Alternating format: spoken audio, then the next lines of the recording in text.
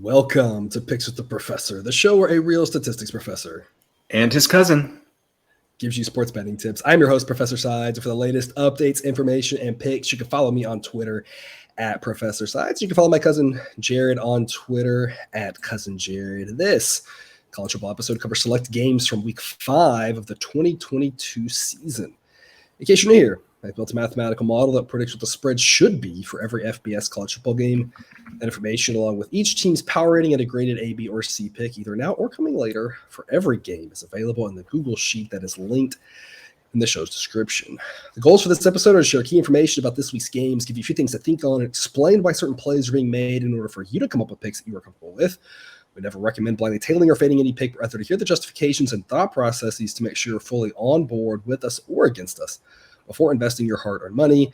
As I'm always saying, take what you like and leave the rest. As we go through plays, remember there are no locks and gambling, so we'll give you our loves, likes, and leans, that is A, B, and C grades, to indicate my confidence level with respect to scaling wagers. Cousin Jared will also be utilizing a weighted unit scale for this college football season. And as always, please remember that good and bad variance will occur. So as much as we'd like to say we'll be profitable each and every week, that is an impossible reality for any gambler.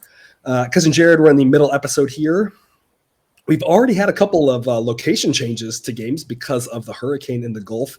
Yep. That's not good or bad variance. That's just variance, I guess, right? Exactly. Yeah, that's exactly what I had in mind when I picked ECU. I knew that the location was going to get moved and USF was going to lose their home field advantage. That's exactly how I drew it up. There you go. We'll actually touch back on that one at the end of the show as well. And UCF going to Sunday now, which is, if you don't care for the NFL, good for you. If you do care for the NFL, that game probably didn't exist in your mind anyway, and it really doesn't exist now. So it doesn't really matter, I guess, if you didn't. For sure. It's either a win or a who cares in that situation. Moving college football game to Sunday, right? Exactly. All right. Well, before we get to today's show, some reminders. Please hit that like button if you're on YouTube. Also, if you aren't yet, please consider subscribing or following. It's free. And if you turn on notifications, then you won't miss any of the college basketball, MLB, or college football content that this channel provides.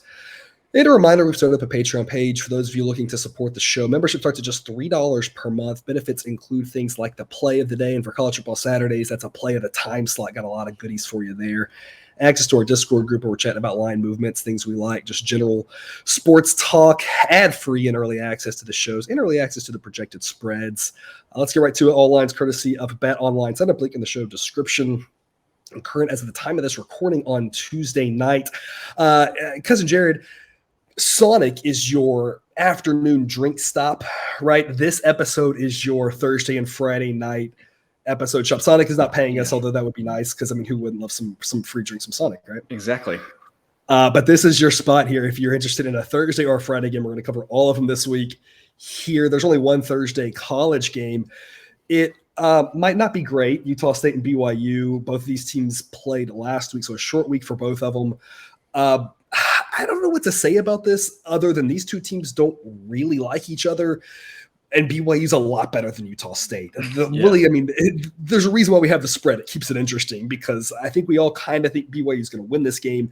The only question is by how much. I'm going to lay the 24 with BYU. It's a B grade pick. Sideline says 28, so the most likely outcomes are 27, 28, and then 31's about as likely as 24. I just don't think Utah State can hang with BYU. I think BYU was more likely to pull off the gas last week, which is why I faded them, and that worked out, knowing they had a short week ahead, knowing they have a long week ahead. Right. I don't think they're going to pull off the gas here. I think they want to win by as much as they can against these in-state teams, show everyone who owns the state, all that sort of stuff. I think they can kick the crap out of Utah State. I don't think Utah State's any good. Total is 60 in this one. Cousin Jared, what do you got for us? People, go out and do what you need to do on Thursday night. Maybe set an alert on this game to get a score update after the first quarter or something. I'm not saying it's going to be close, but BYU's got Notre Dame next week. Utah State, they lost to UNLV. They outgained UNLV. They played a better game than UNLV. They had 6 turnovers. Based on what's happened earlier in the season, unfortunately, I think the 6 turnovers is more of what you can expect from Utah State going forward. Yeah. But if they get that cleaned up, and if BYU, I'm not making a pick on this game. I'm just trying to give you a reason to watch. Clearly, listen to all my ifs. You don't have to Kirk Herbstreit this up for us. Yeah. Well, there you go. I never heard it phrased that way. That's actually the perfect analogy. If Utah State gets these turnovers taken care of, and if BYU is just give a little peek ahead to Notre Dame, this could be a closer game, like you mentioned, in-state or rivalry game here. So I think this has the potential to maybe be close, but I mean, Utah State has just looked really bad this year. So again, maybe just check in on this on Thursday night and, get back to a TV if you need to. I'm not confident that that's going to happen though. You'll probably know pretty early, I think is what you're trying to say. And I tend to agree. This game is either going to get really ugly and BYU might win this game by 40, or if they are looking ahead and if Utah State can figure some of their stuff out, maybe they keep it close because obviously they're going to go out there and play as hard as they can. I'm laying with BYU. I think it's going to be more likely to be ugly than not, but only a B grade play for me, not an A grade play, because you're absolutely right with BYU. We talked about their tough schedule all year. I think this is more of one of the rare spots where they might be able to, I don't want to say run up the score, but play harder, longer, given that they have an extra few days off. But I mean, anything can happen, of course, in these rivalry games. That's why it's only a B grade pick. But again, model says 28, so I'm going to lay it. But I think you're right. I think it's either going to be, you'll kind of know it's going to be maybe interesting, or you're going to be able to count your money on this one pretty early. I think. A lot of Friday games. Should be a fun Friday night for us here. 7 p.m. Eastern, Tulane at Houston. Houston's actually a 2-point favorite in this one, 2.5-point favorite. Sideline says Tulane should actually be a 2-point favorite here. That Tulane is the better team. I've got them ranked 50th, whereas I've got Houston 67th.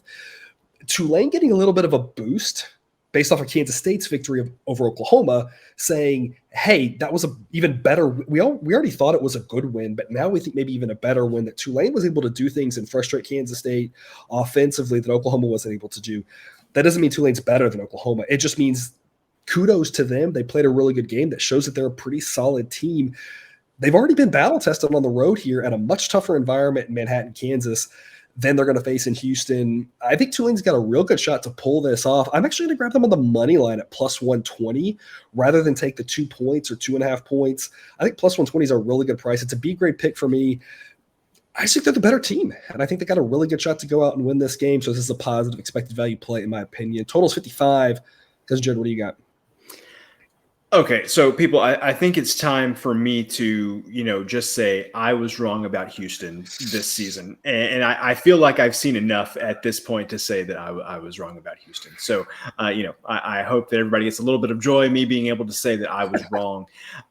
So when I'm looking at this game, I think that Tulane's loss last week to Southern Miss is kind of sticking with me because Southern Miss is a physical football team, likes to run the ball. And Houston, I can't say that they've shown me that they're a physical football team, but they should have much better athletes than Tulane. And if Southern Miss was able to capitalize on that against Tulane, I think Houston would be able to as well. So I don't know. I like your idea of taking the money line instead of the points there. Honestly, the thing that kind of jumps out to me, we always know about key numbers on totals, how much I like those, and this being just above 55. This feels like an under spot for me, just with the Houston offense being not as good this season as we expected, and Tulane, able to get in that rock fight against Kansas State a couple of weeks ago. We talk all the time about good Adrian Martinez and bad Adrian Martinez, but this seems to me, just on the north side of that key number of 55, this seems like a spot for an underplay potentially. So, stick around for the rest of the week. Maybe this is something that I eventually want to make an underplay on. Because I'm curious your thoughts on this. My take kind of on Tulane here is massive win on the road, non-conference, beat a Power 5 school. Look ahead to Houston, one of your biggest competitions in the conference. Trap game at Southern Miss. Is that possible that that's just what happened? And now they get back right. And it's one of those that if we try to overreact to what happened last week, maybe we're, simply that maybe overreacting. Is it possible that was just a trap spot? Definitely, it could be. It could be, and we will. I think we're going to talk about a couple of potential trap spots later in this show. So it definitely could be. Yeah, and I think one of the things I'm going to say a lot on this one in a couple of games specifically, and I know multiple times I'm going to talk about this, is try and make sure we don't overreact to things. And to me, I'm not going to overreact to that Tulane loss last week as bad as it was. The question is, which Tulane are we going to get? Are we going to get the one that was able to win in Kansas State or the one that lost at home to Southern Miss? I think the truth is somewhere in between. And I think given what we saw with Houston, I think that means they're still a better team than Houston. So I like grabbing the plus 120. But I think I just want to caution everyone at this point of not overreacting. It feels like there's 4 or 5 spots here. I'm going to say that. And I think in hindsight, we're going to be able to look back and say we should have overreacted in one of them. At this point, we just don't know which one we should overreact to. And I think most of the time we shouldn't overreact. So that's going to be my default position, is not to overreact. And then we'll look back and say, yeah, this was the one that we absolutely should have overreacted to. Yeah. 7:30 Eastern kickoff. UTSA at Middle Tennessee. If I remember correctly, this was a heck of a fun game last year. This one is UTSA -4, total of 62.5. I'm going to grab the 4 points with Middle Tennessee State. It's an A-grade play for me. Sideline has this as a pick'em, says that basically that UTSA is the better team, but the better team only by what the home field advantage is. The most likely scenario in this game is somebody wins by 3. And if somebody wins by 3, I'm a winner with +4. Somebody wins by 4, I either win or I push. My only concern about this, when we talk about how games can end up being losses, pretty high total in this one. Somebody could easily win by 7. And if somebody wins by 7, I got to make sure I'm on the right side of that, grabbing the 4. Right. But as it is, if it's a 3-point game or a 4-point game, I'm in pretty good shape. I think it's going to be a tight, fun one. Middle Tennessee State did me well last weekend, and I'm going to back them again here. A game that they know they need to have here in conference. There's only so many good Conference USA teams, and they know that UTSA is one of them. I'm going to grab the 4 points here at home. A-grade play for me on Middle Tennessee State. Because, Jared, what do you got? This doesn't happen very often, but I'm going against sideline here on an A play. I am laying the 4 points with UTSA in this spot. Last week, we talked about Eastern Michigan coming off that big win at Arizona State, and I don't think any of us were. Well, I think that maybe I can't remember what the model did last week. I wasn't brave enough to bet going into Eastern Michigan last week, even though clearly we talked about it was a letdown spot for Eastern Michigan. I think we all kind of threw it out there, but none of us were bold enough to say it. I think we were all kind of like, hey, this might be a tough spot, but none of us actually fought Buffalo to go in there and win. Yes. None of us had the bravery to do it. Exactly. And I think this is a huge letdown spot for Middle Tennessee. So I'm going to try to learn from Eastern Michigan the week before, and I'm going to lay the points with UTSA in this letdown spot for Middle Tennessee.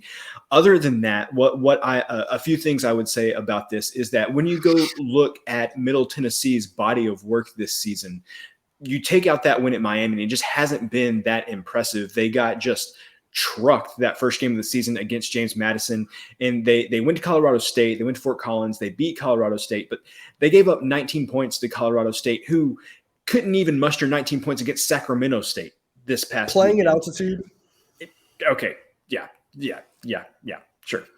So Middle Tennessee State's overall body of work, excluding this past weekend against Miami, hasn't been that great. I feel a lot better about UTSA taking Houston down to the wire and playing they play Texas close for 2.5, almost 3 quarters in that game. So I really like what they've done.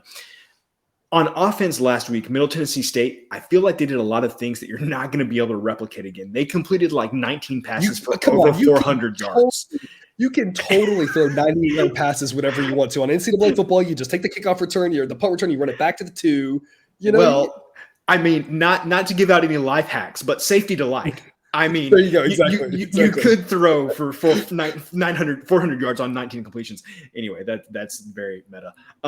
So the other thing that I would say is that there'll be a lot of people watching this think safety to light. What are you talking about? If you played in NCAA college football and you know what we're talking about, drop a comment and throw us a shout out so we're not crazy. That play was awesome. It was absolutely unstoppable. And the other thing that I would say is I came on here a couple of weeks ago after Miami played A&M. I said that Van Dyke, the quarterback from Miami, I had some questions about him. Miami got down. They weren't able to capitalize and come back. Once they had to start throwing the ball a lot, they just didn't throw the ball efficiently against Middle Tennessee State either. I don't have those same concerns about Frank Harris, quarterback for UTSA. He is going to be able to throw the ball around against this defense, I think. So all of those things combined, we said a lot of different things there. I'm going to lay the 4 points to UTSA. I think this is a great spot for UTSA, and I think that they're just going to present some problems in the air that Miami didn't last weekend. Yeah. It should be a fun game. Yep. Two different opposing viewpoints. You kind of have to agree with either one of us on that one. If you don't, then I don't. Maybe you think it'll be an exact push. Then I guess. Yeah.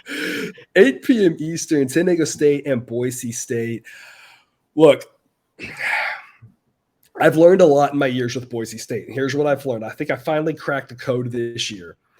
And the code with Boise State is every time you think you figured them out, they're going to do the exact opposite. Thus, last week they looked terrible, and everyone's like, oh my gosh, this team is terrible. Then now we got to zigzag and go the opposite direction. See, the problem with Boise State over like the last decade is every time you think they're good, they'll let you down. Every time that you think they're going to let you down, they win. So I'm going to lay the 6 with Boise State. I'm giving this an A-grade play. I think San Diego State is garbage. We talked about it last week, and I wasn't bold enough to say that I thought UTEP could win that game. But I said that was the exact sort of game on a Friday night, sleepy game that Boise would blow, and we'd all be, it's just the game they've blown the last several many years.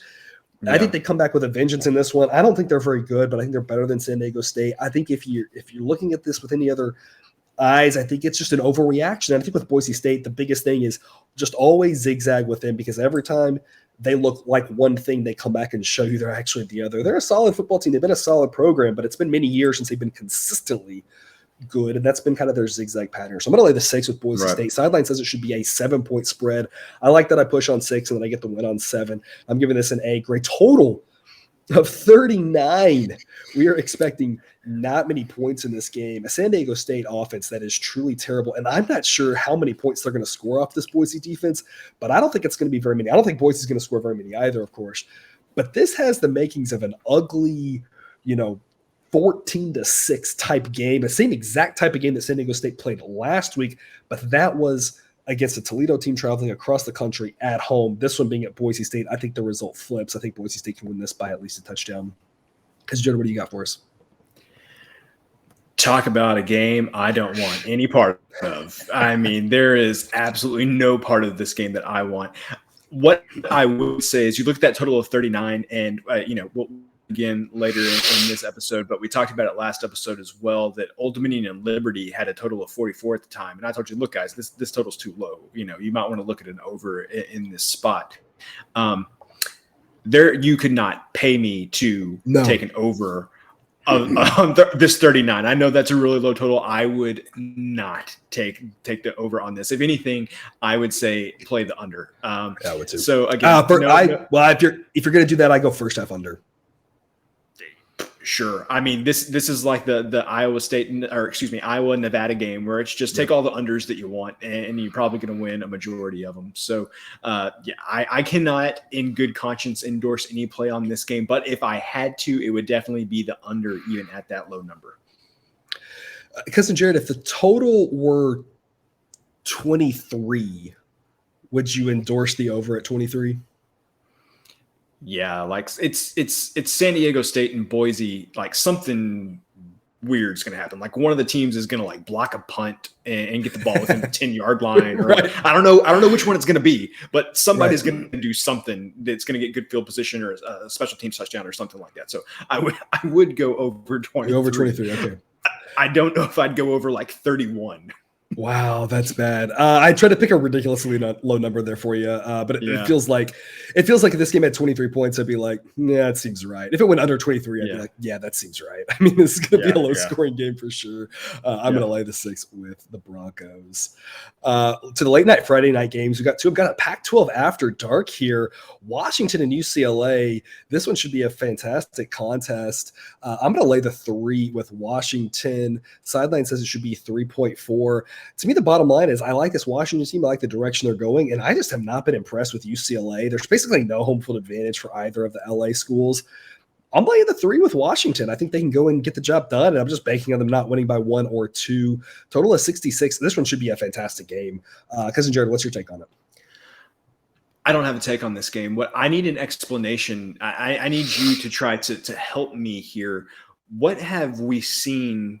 This line doesn't make any sense to me. I would have thought that this would have been Washington closer to like between 4 and 6, probably is what I would have said. Like, what have we seen from UCLA that would put this line where it's at? Nothing that I can imagine. Like I said, sideline says 3. My sideline says 3.4. If it was 3.5, 3.5 is tougher, right? Because 3 is so common on the road. But yeah, if it was 3.5, I'd be like, okay, I probably would still lean Washington, but I wouldn't like it as much. If this line was 4, like you're saying, I would just be like, yeah, I mean, that makes sense. I feel like Washington is a solidly better team. I don't know. I mean, I'm with you. I can't figure it out. Usually it's got some talent, I guess, but it hasn't been evident yet. Yeah. Well, viewer, take this for what it's worth. This line scares me because I don't understand it, but both of us think that it should be higher than this. So if I had to pick a side, I would definitely lay the 3 with Washington. Like if this, I don't know why this would get down to 2.5, but this line doesn't make sense anyway. If this got down to 2.5, I'd definitely be on Washington. I just love what I've seen from them so far. But this just, to me, this stinks, and I don't know what the deal is. Yeah, and given that how crucial 3 is, if it gets out of 2.5, I'd add a unit and make that an A-grade play personally. Yeah. So. Yeah. Last one here for your Friday night, 11 p.m. Eastern, New Mexico and UNLV. I can't imagine a ton of people staying up to watch this one. As we're always saying, you don't have to watch them to make the monies. You can go to bed. UNLV is a 14-point favorite over New Mexico. I'm going to grab the 14 with New Mexico, but it's only a C-grade pick. Sideline says it should be 12.2. This UNLV team is rising in my ratings. I've got them up to 89th, which is probably the highest they've been in. I can't even tell you how long. It's a team that I'm impressed with. I backed them last week. New Mexico at 117 is not in the bottom 10. So, I mean, kudos to them as well. It's just 14 is a lot of points. So I'm going to grab the 14, but it's not a pick I like because there's a decent chance that this UNLV team keeps rising and can win this game handily. I will say, though, part of the reason I'm back in New Mexico, total of 43. We're not expecting a lot of points. And again, anytime we have a game where we're not expecting a lot of points, it's harder to win by a bunch. So I think UNLV wins this game. I don't really think New Mexico has much of a chance to win. But if I'm getting 14, I don't really have to think they have a chance to win, right? If I'm getting 6, I think I ought to think they have a chance to win because I'm only getting 6 points. But getting 14, there's a lot of ways this wins and/or pushes. I like the minus 105. I'm going to back New Mexico here, but it's not a play that I love. Cousin Jared, what do you like? I was ready to back UNLV in this spot just because I like what I've seen from them so far this year. But man, when you dive into that box score against Utah State, man, that was a lot of luck with us covering. I don't necessarily want to say luck, but man, Utah State just shot themselves in the foot over and over and over again. UNLV won by 10, covered comfortably, but you go back and if they play that exact same game multiple times, man, it would be hard to get that outcome again.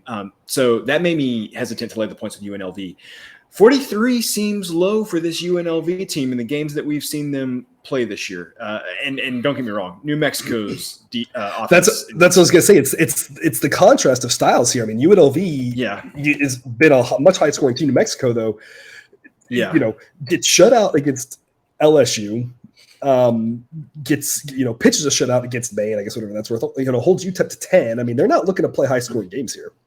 Yeah. And so I think my thing is like the example that I'll use was last week, the North Carolina and Notre Dame game, where that North Carolina can score points, but their defense is just so bad that you'd say I'm gonna play the over in this spot, even though Notre Dame's offense is bad.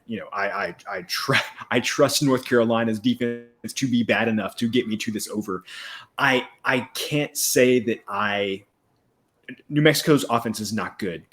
But I cannot say that, oh man, they are like just so bad that there's no way this goes over. You know what I'm saying? So that's kind of what I would be eyeing. We've mentioned a couple of times this season, 44 is the second most common total after 55. So you're south of a key number there. I think that makes me feel a little bit better about the over. So no official play yet, but this is definitely a total that has my eye. Well, I look back, the closest game to this is the Boise, New Mexico game. Back on September 9th, Boise won that one 31-14 without diving into the turnovers and the yards, et cetera. And that one had 45 points. And that feels similar to this in that I think that UNLV's offense is probably maybe a little bit better than Boise's and their defense may be a little bit worse. So, I mean, that feels like the most comparable game, and that would get you over 43 as well. So, To the Saturday games, noon Eastern, Navy and Air Force. Air Force is a 14-point favorite. This is strength on strength right here. Sideline says Air Force by 19. I'm going to lay the 14. It's an A-grade pick. We've seen both of these teams look terrible, and we know that both of them can really frustrate their opponents, but they know exactly what the other team's going to try to do. And I think strength on strength just really benefits the better team in this one. I'm going to lay it with Air Force. I don't know if Navy – I think Navy's gimmick of frustrate the other team's offense, I'm not sure that works in this spot. Total of 37.5. Navy couldn't score on Delaware. I don't think they could score off of Air Force either. We saw Air Force really struggle when they got down early. That's the key to their success, is getting up early. I think they can do that here against Navy, and then I think it's downhill. I think Air Force wins this one 28-7. Call my shot there on the exact final score. Cousin Jared, 37.5. Are you bold enough to go under 37.5? So last year, I remember this vividly. Last year, I sat there and the total was a very similar number. It might have been 37. It was 37, 38, something like that. I gave you a list of the past decade, how many times this game had gone over. It had gone over like 7 out of the past 10 years. I was very confident in my overplay. And let me tell you, that thing never sniffed going over the number because Navy's offense was atrocious. You want to know what? Navy's offense is still atrocious. Nothing's changed. Nothing has changed at all. So I'm not touching this total. What I would say here, people, I cannot argue with this. We've talked a lot about how bad Navy is and how good we think Air Force is. You could not convince me this should be an A play. When the service academies play each other, I don't care how throw the records out. It doesn't matter. I completely agree. I feel like Air Force is the side here just based on what we've seen from both of these teams so far this year. As Professor, as you've mentioned a couple of times, this is a pick to diversify your portfolio. For me, I could not make this an A play, maybe not even a B play. This would be something like Air Force is the right side, put something on it. But I don't want to be too heavily invested because these service academy games can get a little weird. It can. I just think about last year's game. I watched that game. It was 23-3. That was in Navy. And it was not that close. It was not that close. It wasn't. Yeah. Air Force moved the ball, and Navy didn't. Navy, I'm not sure, got past half field until like the third quarter. And they did nothing. And that's what I said. Their style can confuse and frustrate teams. We've seen it a couple of times. We see it every year in a few games. I just don't think this is the spot. I think it's like last year. Strength on strength, I think, favors the better team. So, I'm with you that some of these things get wonky, but I just love the push protection here. We expect – now, last year's game had the field goals, which was weird. We don't expect that with the service academies. We expect more touchdowns.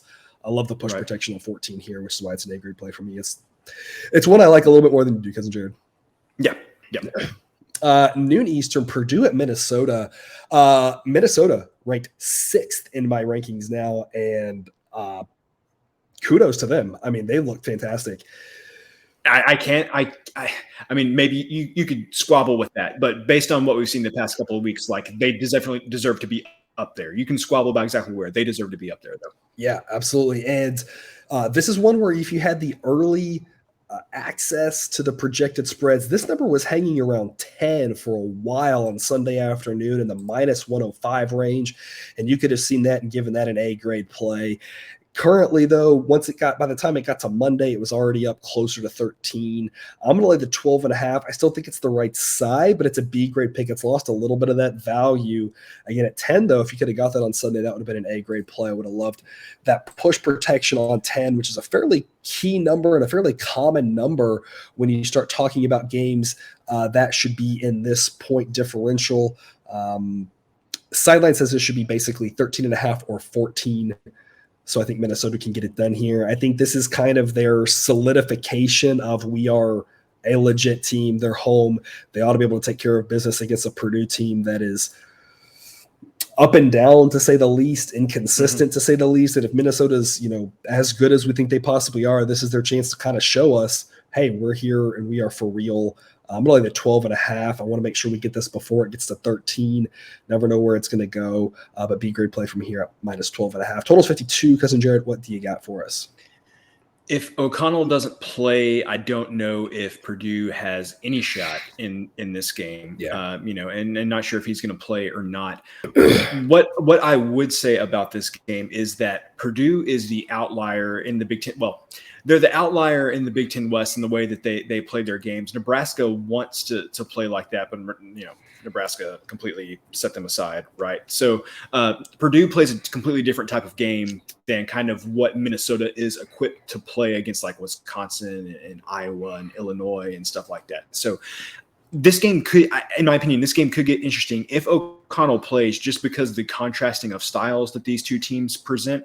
But like, again, you can't look at what Minnesota's done the past few weeks and not just be like, yeah, they should have this game in hand if they play the way they've been playing, and you kind of get Purdue, which has just been roller coaster ride the whole year, right? So Minnesota should win this game, but I wouldn't be surprised if it's close if O'Connell plays.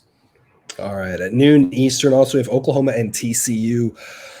Oklahoma burned us last week, but I'm going to specifically say here the same thing. I'm going to kind of talk about a little bit of the theme of this episode is let's not overreact to that one game. Kansas State played a heck of a game. A.J. Martinez played a heck of a game. I think Oklahoma is a much better team than TCU.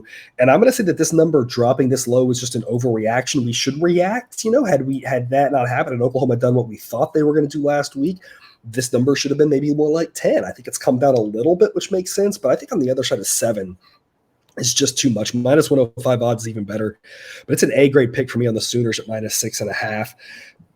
Sideline says 7.5. And like I said, I just think it's on the wrong side of 7, that we're overreacting a little bit too much to that game. Every year, every team has a game or two where things just don't go their way. That was Oklahoma. They just didn't play well.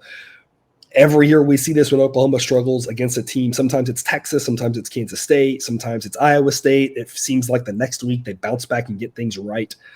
This is that spot. I just think they're a much better team than TCU. I think they can go on the road, get it done, maybe by, more than a touchdown. And in that scenario, we're all going to think, hey, that was a weird game against Kansas State, but OU still is a really good football team, which is the stance I'm taking. Total of 68.5. Cousin Jared, what do you got? Or you could just say that game against Kansas State was just apparently just every game against Kansas State for Oklahoma, like the past 4 years. So, man. So again, we don't talk about these games before we start recording. We review the list right before we come on to record. I saw this and I couldn't believe that this was under a touchdown. So I went and saw what Sideline said. You mentioned Sideline made it just over a touchdown. To me, I would have thought this would have been somewhere between 8 and 10. Like I wouldn't have thought that it was, just north of 7.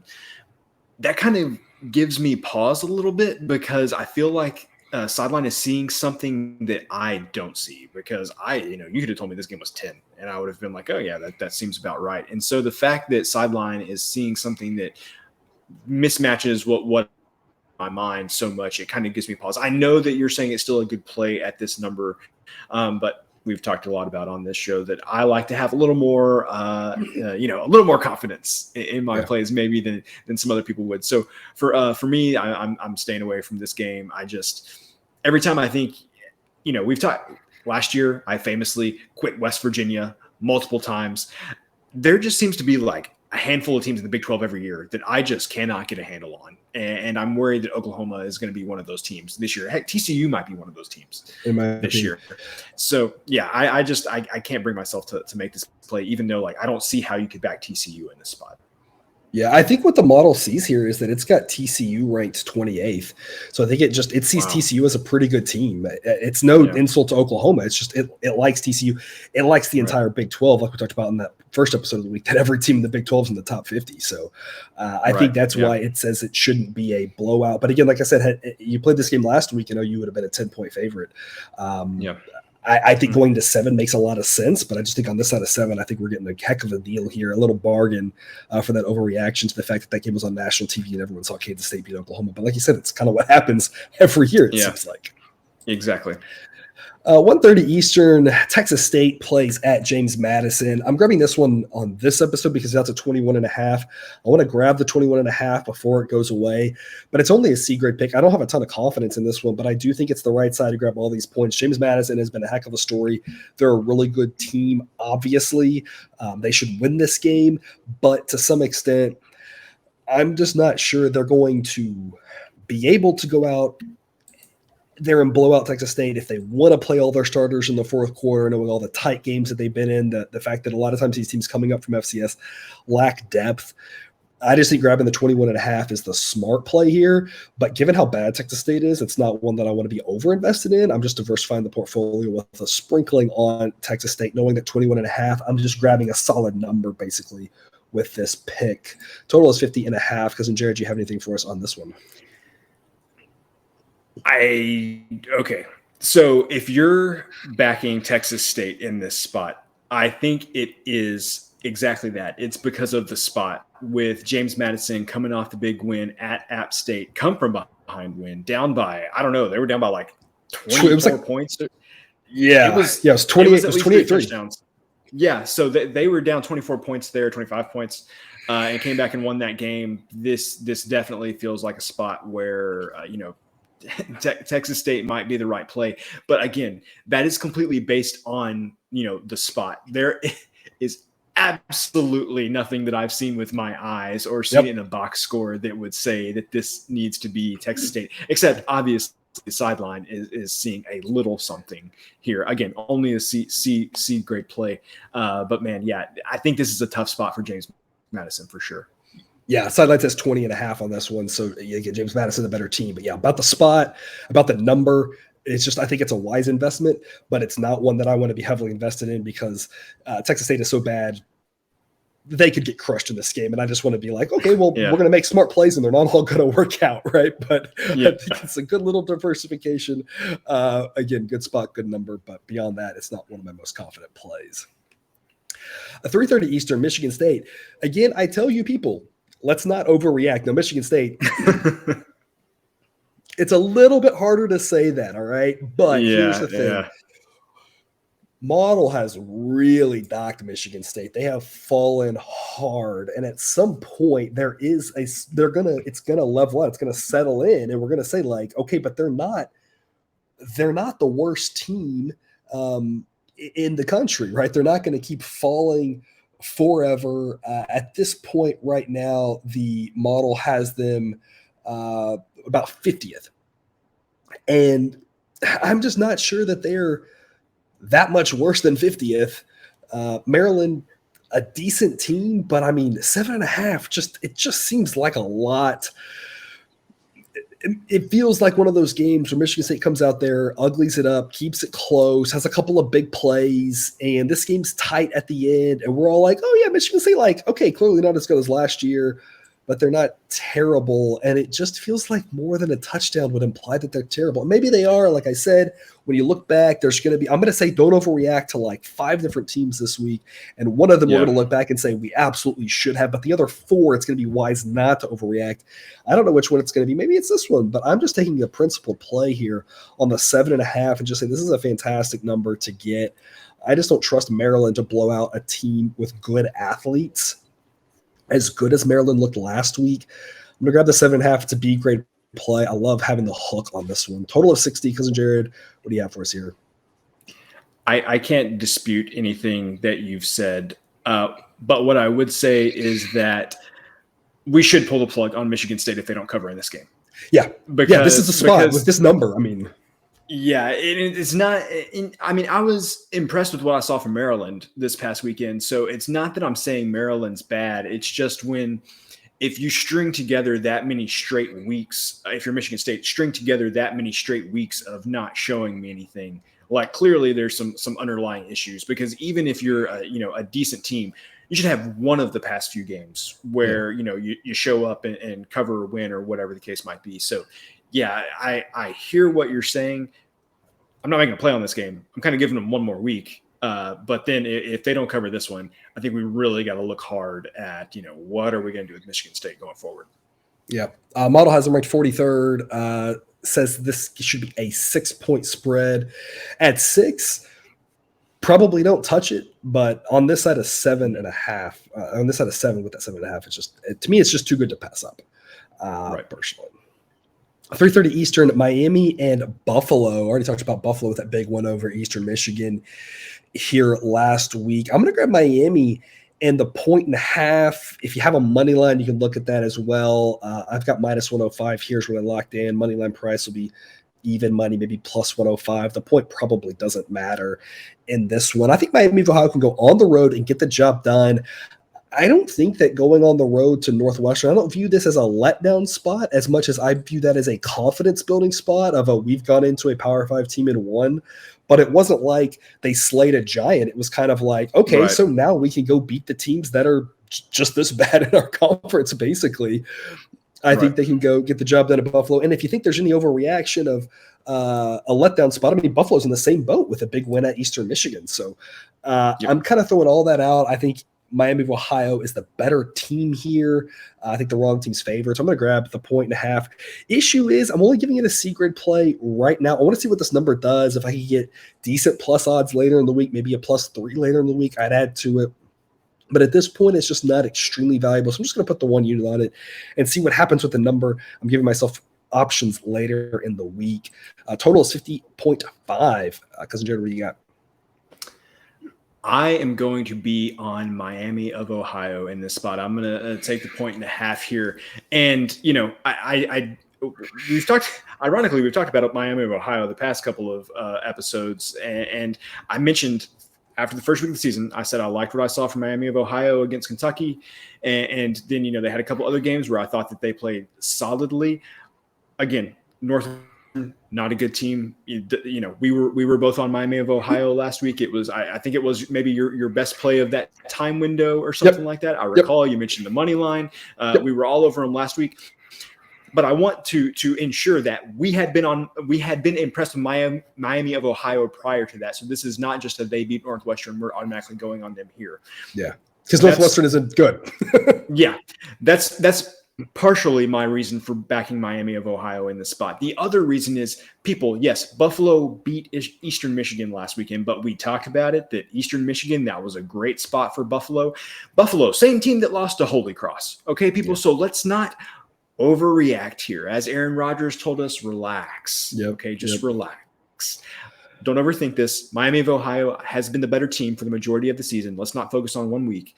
Take the 1.5 with Miami of Ohio. I think they're the better team. Yep, absolutely. Couldn't say better myself. 3:30 Eastern. Oklahoma State at Baylor should be a fantastic one here in the Big 12. Yeah. Given how the strength of the Big 12, going to be a lot of really good games here. Baylor's a 2.5-point favorite. I really think this should be a field goal game, so I'm going to lay the 2.5 with Baylor. They got it done for us last week on the road in Ames. This is really just a sideline says Baylor is a little bit better of a team. Give them the home field. Again, 3's the most likely outcome. Really, that's all this is about. If this is Baylor -3, this would be a straight pass, but 3 is such a key number in tight football games. I'm laying the 2.5 as a B grade pick. Honestly, 3 is such a key number. If this is Baylor -3.5, I probably would take Oklahoma State +3.5. I think that there's such a likelihood that somebody wins this by 3. Baylor being the home team is more likely to win. I think it's a smart play to lay a number less than 3 in this one, a B grade pick. But anything can happen in this game. So it's, not an A grade, I think Baylor's going to go out there and win this game. I just think at home, I think Baylor can get it done. I think it's a smart investment, but it's not a play that I'm, staking an A grade on. Because it should be a fantastic game. You saw last year in the conference championship game, a tale of 2 halves. Who knows what we're going to see in this one? Like I said, I just like being on the right side of 3 here for the home team. If this game was in Stillwater, I'd be saying the exact same thing. I think Oklahoma State would be -2.5 would make a lot of sense. You got good home field edges both places. Total's 56.5. Cousin Jared, what do you got for us? I don't want to lead the witness. What is your thoughts on the total here?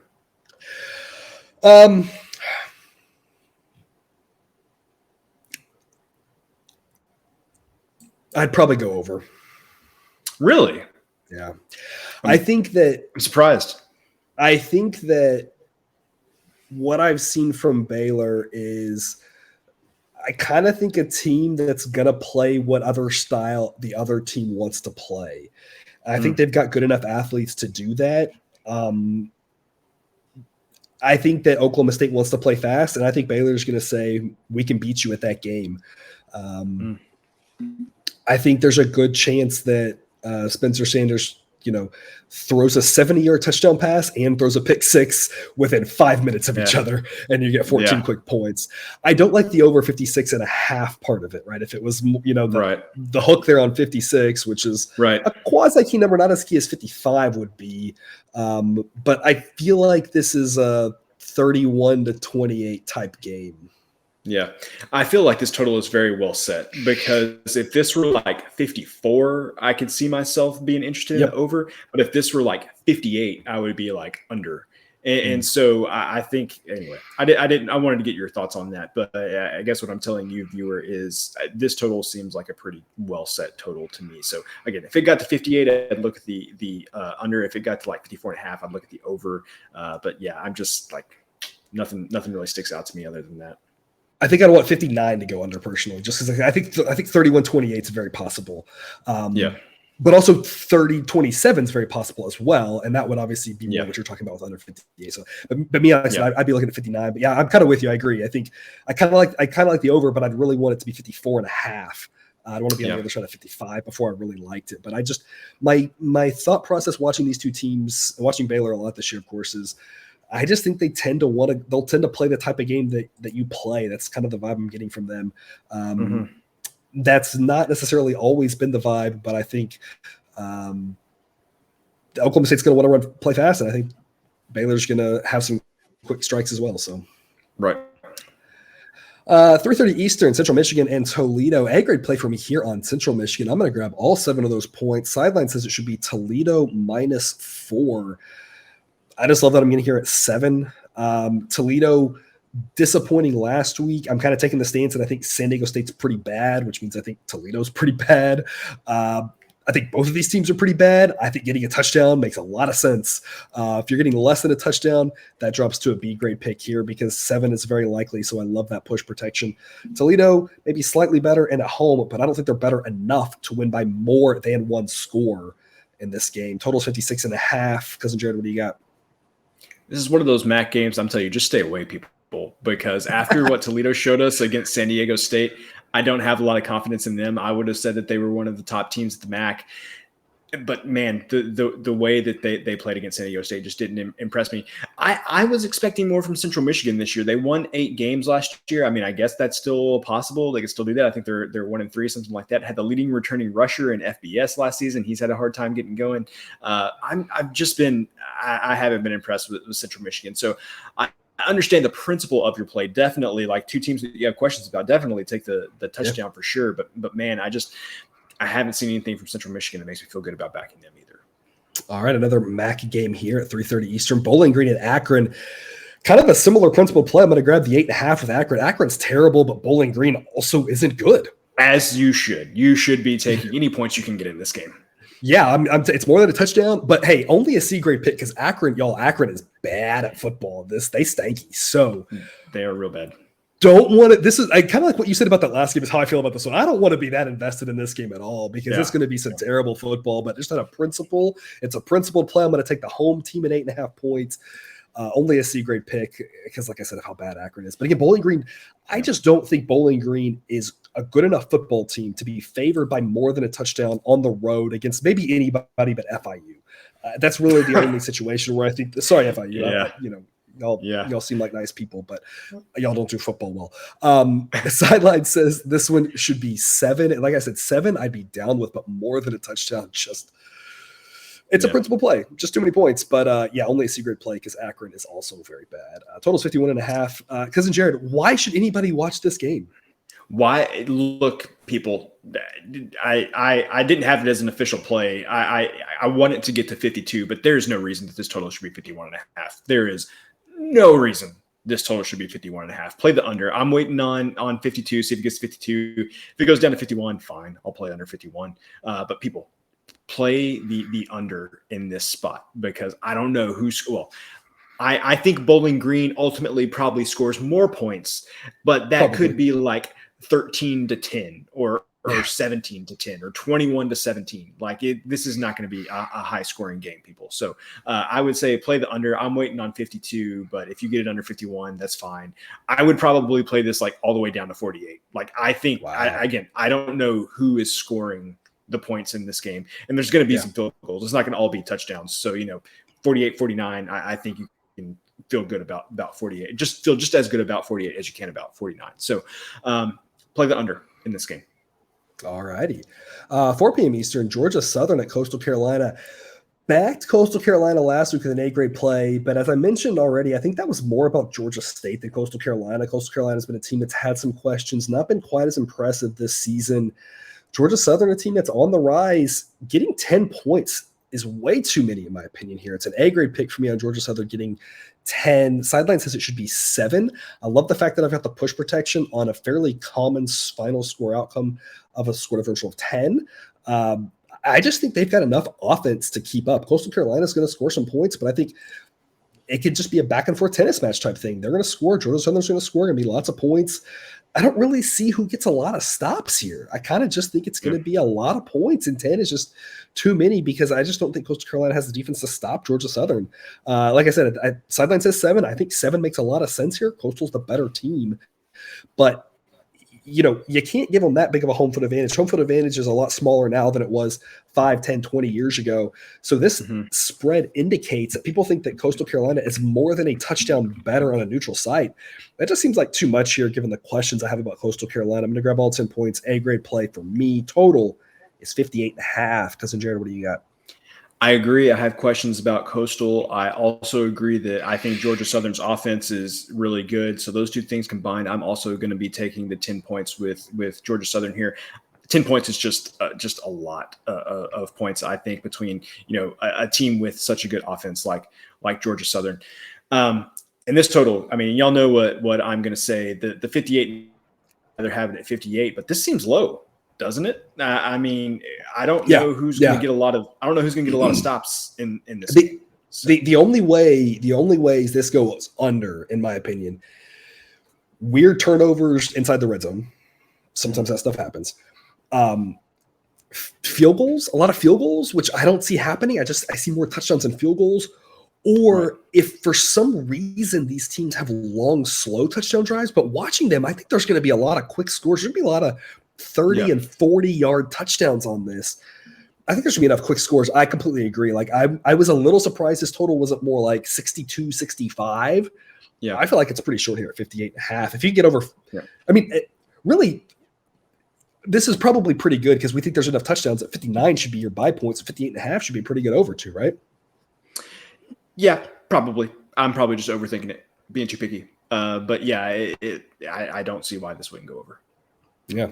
5 p.m. Eastern, South Alabama and Louisiana. Gosh, we talked about Louisiana, right? They're bad. They're getting worse. Yeah. The bottom is falling out. Sideline has dropped them all the way to 93rd. How low can they go? I don't know. South Alabama is ranked 61st. They're the better team on the road. Sideline says this should be 6.5 or 7. I'm going to grab the 9 with Louisiana, but it's only a C-grade pick. I have no confidence in this Louisiana team whatsoever. This is going to be one of those spots that we look back and we're going to say 93rd ranked Louisiana. That was the low spot. They still have enough talent to still be a top 100 team, which isn't really a large ask given how good they were last year. And we're going to say a touchdown was way too much. Or we're going to look back on this and say, there's no way this is a top 100 team and this should have been a 14-point spread. At this point, it's hard to say. I don't really have a lot of confidence either way. I'm just going to grab the 9 because it's more than a touchdown. If Louisiana has any pride, hanging in there in this game, a low-scoring game, can keep it tight. But like I said, there's a real chance that in a couple of weeks, Louisiana is ranked about 115th. And if that's the case, then this probably should be closer to 14 than 9. So only a C-grade pick for me on Louisiana. Total's 47. Cousin Jared, what do you got? I am going against sideline again here. I am laying the 9 points with South Alabama. Something that you said in the last episode kind of stuck with me, and that was, when do teams start leveling out? And let me tell you, Louisiana has yet to level out as far as their fall. The benefits of being a Patreon member, let me tell you, if you're a Patreon member, you get access to the college football lines about the time that lines open on Sunday afternoons. This line opened at South Alabama -5. So definitely loved South Alabama at that number. I still like South Alabama laying the 9 points in this spot. We had questions about Louisiana after they lost to Rice. And I think that if you were going to bounce back from that and prove that you have a little this team is talented and has something going for it this season, I think you bounce back the next week against your rival. Hey, that's exactly what happened in the first half. And then the second half happened. Yes. And but the first half, I was like, exactly what we talked about, right? And the second half played out, and I had that on one of my little screens, and I was like, oh, it's like everything they had of that bounce back just completely fell apart in that second half. Yeah. And so now I think it's turned from hey, let's bounce back from this loss at Rice to I think there could definitely be some of this, oh no, like, are we just not very, very good this year? And you start getting a little nervous about it. And you combine that with the fact that, yes, they beat Eastern Michigan a couple of weeks ago, but we talked about those 5 turnovers in the second half that Eastern Michigan had. And it's like, man, if you don't have, that many turnovers, how does that game play out? So I just feel like Louisiana, I mentioned it starting off here. I don't know where the bottom is for them. I don't feel like we've found it. South Alabama, I've seen some good things from them this year, man. Should have beat UCLA. So I'm laying the 9 points with South Alabama. Again, had this early in the week, you were able to lay 5 with South Alabama, great number. But I feel comfortable even laying the 9, even 6, 6.5, 7. A lot of good numbers you could have laid. Yeah, definitely got a much worse number here, but that doesn't mean, again, like I said, it sounds like, because Jared, you think Louisiana should be ranked more like 115 than 93. Let's just say like 108 or 110. Okay. I don't know about 115. Like, you're getting into some bad teams down there at 115. I will say, and correct me if I'm wrong here, but I think my understanding of the Sun Belt West is that South Alabama is the class of that division.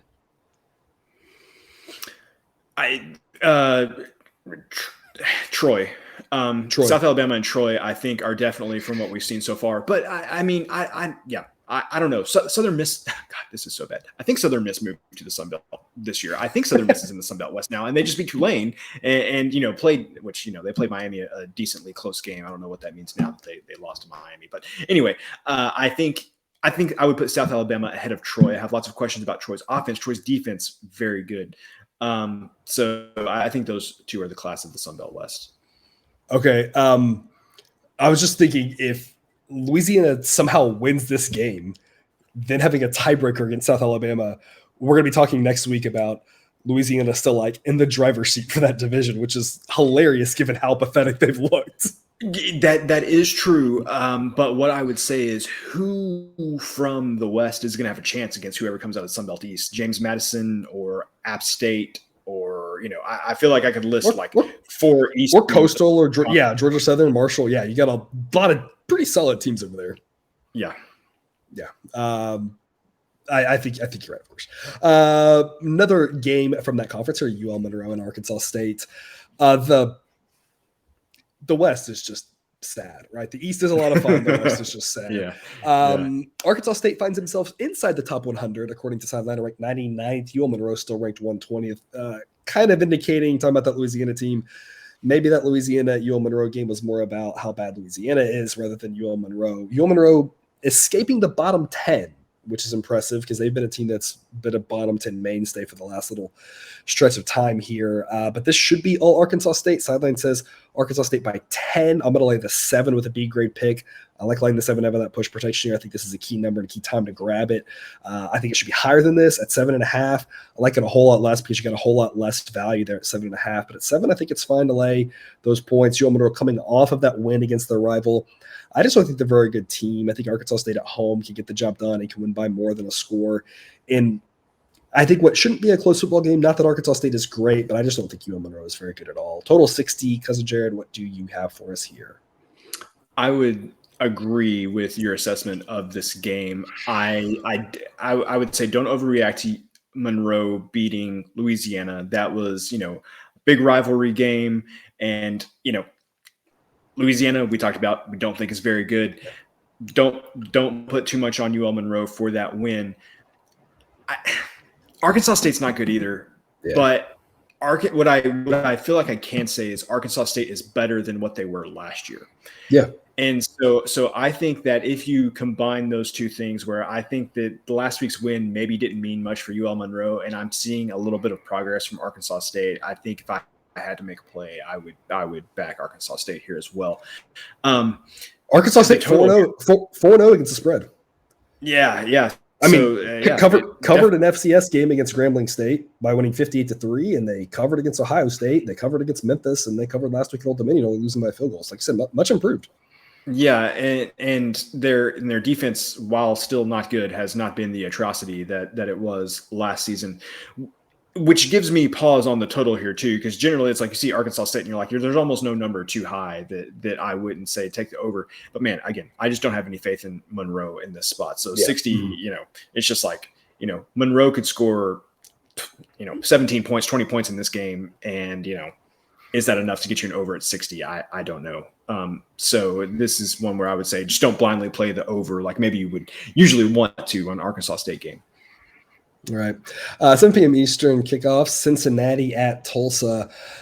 I'm going to lay the 9.5 with Cincinnati as an A-grade play. I like that I'm on the right side of 10. Sideline says 12, so the likeliest outcomes in this game are 10, 13, and 14. All of those are winners for Cincinnati. I think they can go on the road and beat up on a fairly mediocre Tulsa team. Sideline says Cincinnati is ranked 19th. Tulsa is ranked 68th. It's a pretty big mismatch here, so I'm going to back Cincinnati with an A-grade play. I like this number at 9.5. Cousin Jared, what do you got for us here with a total of 59.5? I don't know what to make of Tulsa.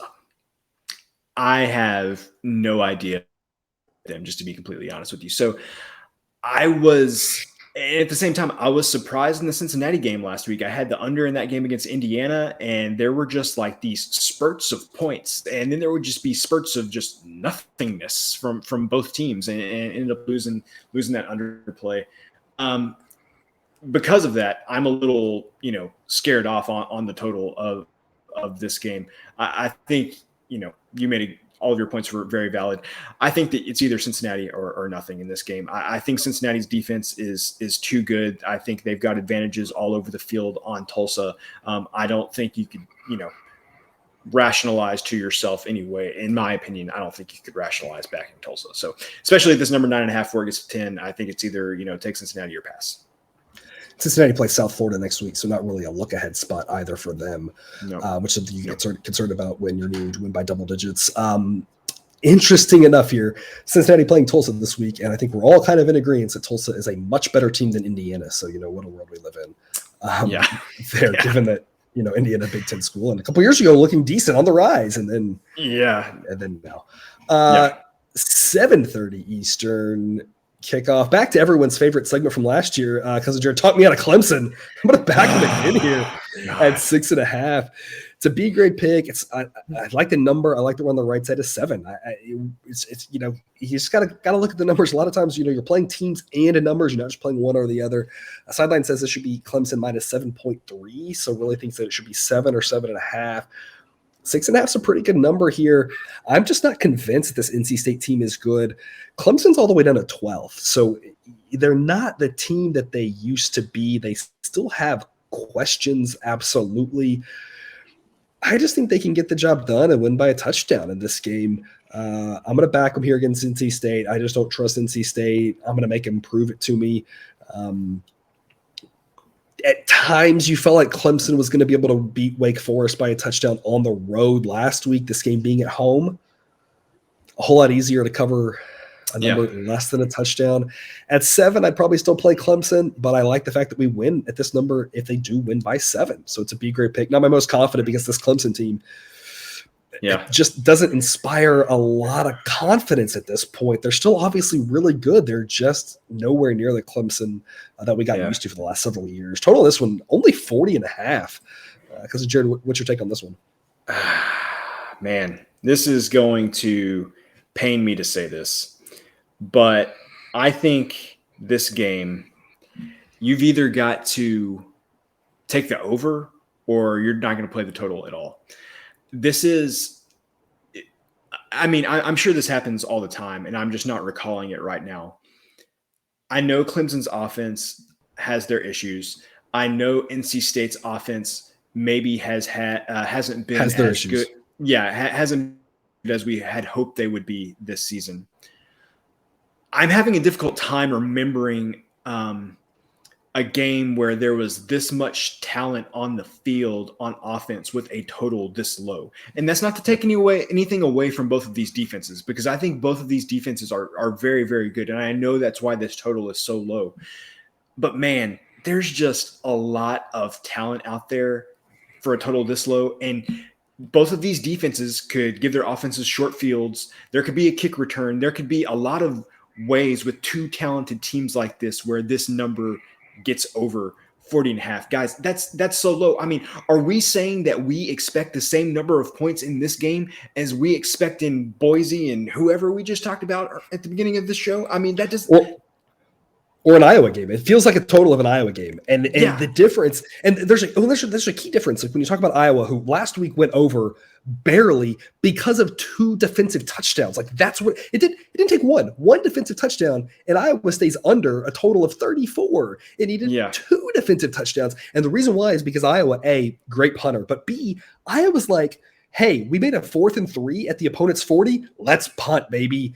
Yeah. Most teams don't do that. And that's also a difference, is that you're going to have aggressive play calling here of teams that are going to say, we've got to go for this 4th down because this is our time to strike, right? And so it's like, it just doesn't set up for that type of game where there's no, like you said, there's going to be no special teams happening. It's going to be all like conservative play calling. Like there's going to be a little bit more aggression here. And that's just going to lead to easier opportunities to score because teams say, this is our time to strike. And if it works, they're going to score. And if not, it might backfire a little bit. But we know those are smart risks to take that coaches like the Iowa coaches don't take, maybe because they don't have anything in their offense. Sure, whatever. But it's just a different setup. Yeah. Okay. Well, pause. I'm glad I looked this up. So this total opened at 46. Okay. It's gone down to 40.5. I think this has to be because there's going to be bad weather from the hurricane. So maybe, I mean, but just, it still seems low. I guess maybe wait and see. Are we expecting bad weather all the way into South Carolina by Saturday? I guess maybe. Well, it's too early to tell at this point, right? We shouldn't be speculating about hurricane this round. I live on the Gulf Coast, people, so I know a little bit about. God, this is great. Let's timestamp this where I talk about the weather because I grew up on the coast, right? This is like we'll have hurricane talk. Yes, let's timestamp this. So the problem is that they're saying that this storm might lose its steering currents when it's come in. So it's going to come up kind of up Florida, and then it might just kind of like meander there for a day or so, which we know all too well because exactly what happened during Hurricane Harvey. It just lost all the steering currents and just sat over the top of the Gulf Coast for a few days. Anyway, so that's what they're saying. I think they're saying it's going to come in and, South Carolina would definitely be in the spot where they could get a lot of moisture over the coming days. Potentially. So, man, this show could be Georgia too, right? Yeah, exactly. This show is everything I could have ever asked for in my life. That I get to break down hurricanes, talking about a North Carolina State Clemson football game. So maybe that's why the total's low. Maybe check the weather. I don't know how bad it's really going to be. Things could change. Take the weather out of it. This total should not be 40.5. Is all I'm going to say. Yeah, I agree. And it's a good point. And hurricane breakdown aside, if you want to gamble at the weather, if you're playing a total now, you're kind of gambling on the weather doing something. So maybe if you want to do that and that's what you want to gamble on, fine. Or maybe wait and just see, because also we're so far out with that storm, it could kind of curve a little bit. East and completely miss that. It could curve a little bit west and completely miss it too. We're too far out to really know, but it is good. Maybe not daily, but at least a couple of days from now, check the weather and see what it's looking like, where the storm's projected to go. Because if it's nasty weather, that obviously affects these college football games. But if the weather's fine and you kind of catch that early on as the total's rising and you can get over 41.5, right? Over 41, right? That would be a whole lot better of a play. Because assuming the weather's fine, it probably should trickle back up to at least 44, I would assume. Yeah, definitely. 7:30 Eastern, Georgia at Missouri. Look, what do we do with Georgia, right? We're past the hour mark here, so I don't know. Hopefully we still got some people watching. But what do we do with Georgia, right? Like they've twice looked like the team that's going to kick the crap out of everybody. Their offense was fantastic. Their defense doesn't actually look unstoppable or stopping everybody, whatever you want to say, right? It doesn't look quite as good. How much of this is early season? We don't want to put things out there. How much of this is non-conference versus conference? There's a lot of questions that I don't personally have the answer to. At this point, based off the data we have, Sideline is taking the stance that Georgia is a very, very good football team, ranks them third, though, and just says they're not quite to that level of Bama and Ohio State where you have to say they could beat anybody by 50. We saw Georgia was that last year. So can Georgia get back to that? Absolutely. I'm taking the 28 with Missouri, but it's only a C grade pick because in the back of my mind, I'm thinking, I know Georgia last year in that passing attack, they can beat anybody by 50.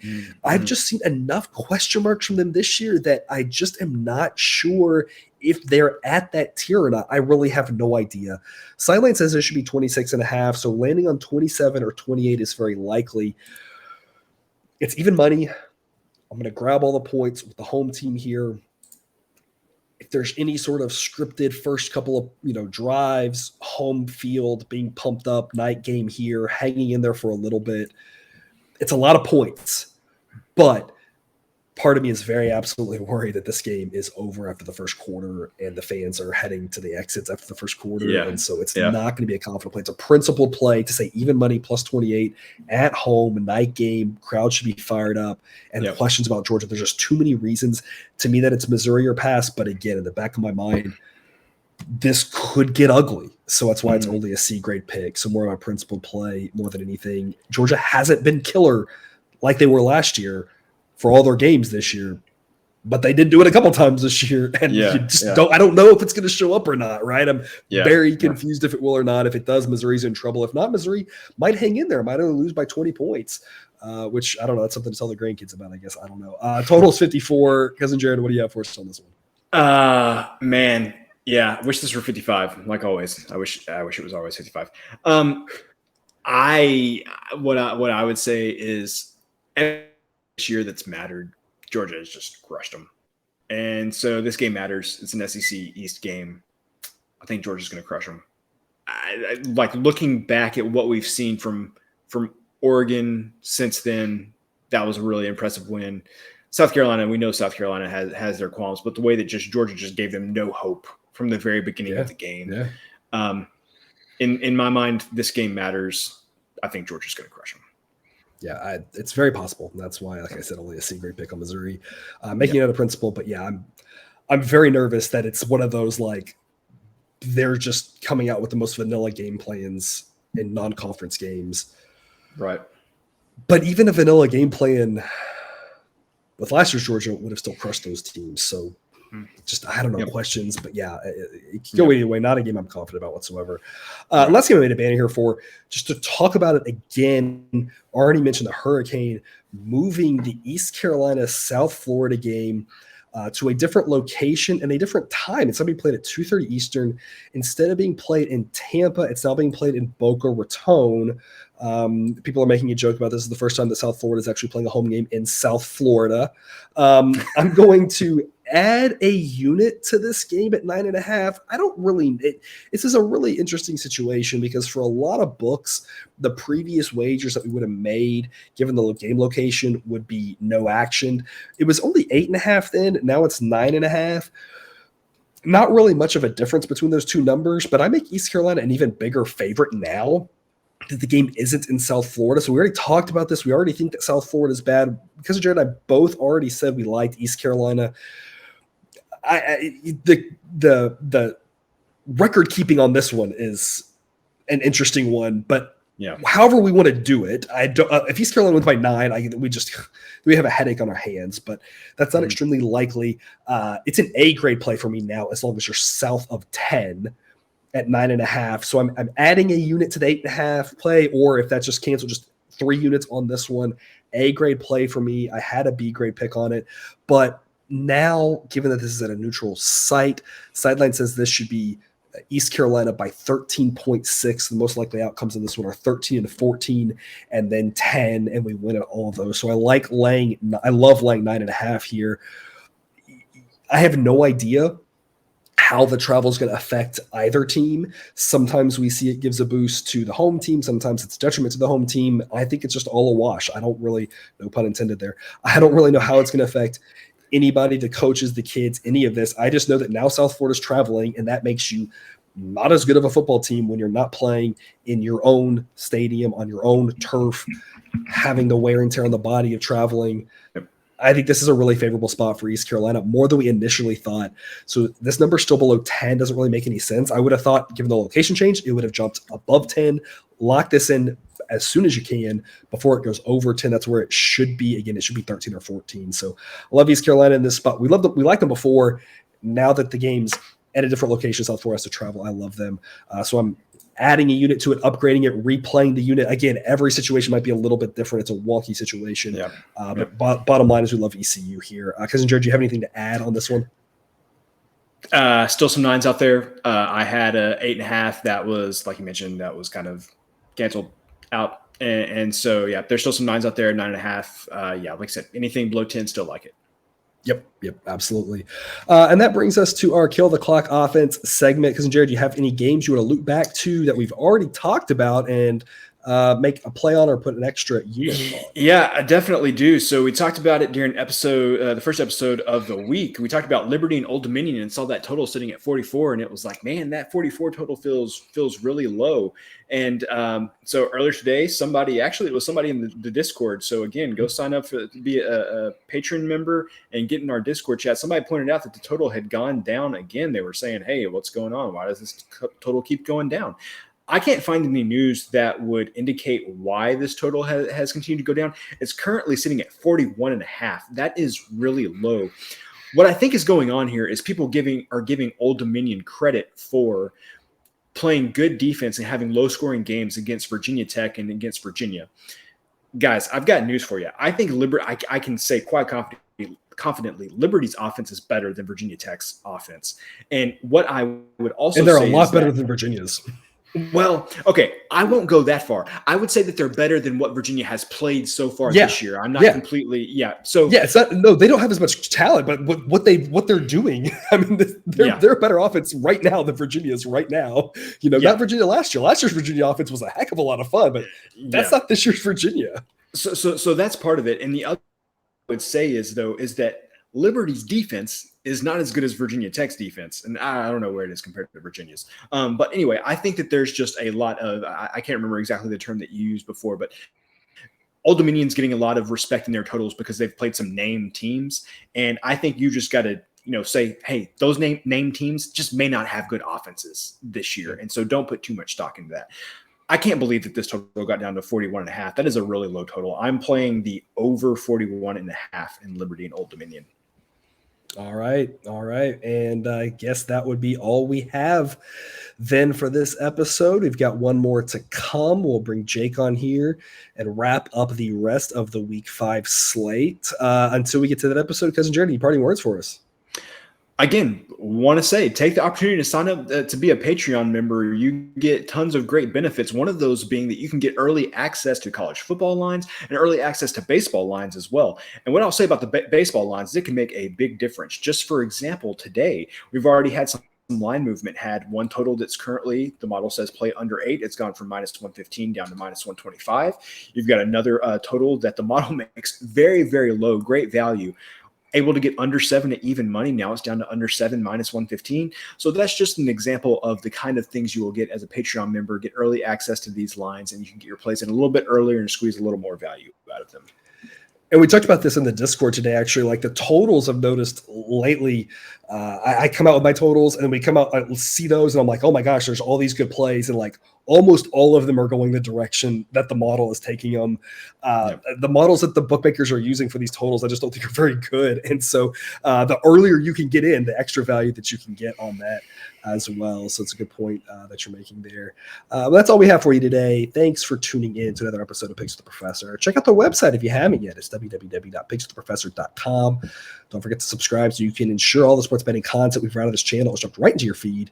We'll see you again 24 hours from now for more college football betting content. And again, 6 days a week, MLB betting content here wrapping up the season. And as always, best of luck. And remember, you can eat your betting money, but please don't bet your any money